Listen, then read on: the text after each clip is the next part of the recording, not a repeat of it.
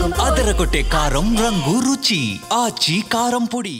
మా పాప పేరు రోహిణి.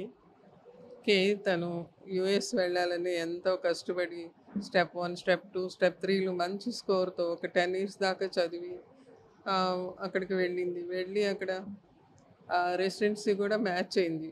మ్యాచ్ అయిన తర్వాత ఇక్కడ J1 వీసా కానీ వచ్చింది.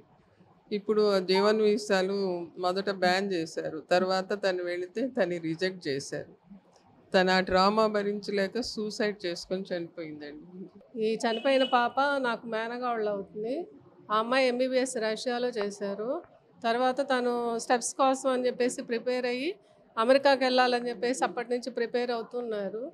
మధ్యలో కొంచెం సిక్ అయ్యారు. మళ్ళీ అయినా కానీ పట్టు వదలకుండా తను స్టెప్స్ అన్నీ రాశారు, క్లియర్ చేశారు. తర్వాత మొన్న ఏదో వీసా ప్రాబ్లం వచ్చిందని చెప్పేసి తను వచ్చినప్పుడు అంతేం అక్కర్లేదమ్మా, నువ్వేం భయపడాల్సిన అవసరం లేదు అని చెప్పేసి చెప్పాము మేము.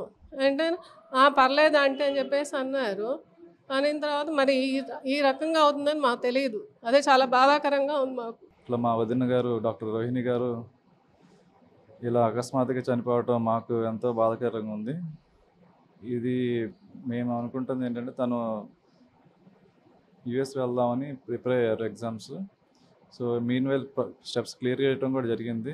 బట్ అనుకోకుండా ట్రంప్ పెట్టిన ఆంక్షలు బట్టి తనకి వీసా అనేది రిజెక్ట్ అవ్వడం వల్ల అకస్మాత్తుగా మాకు ఇది విషయం తెలిసింది చనిపోయారని.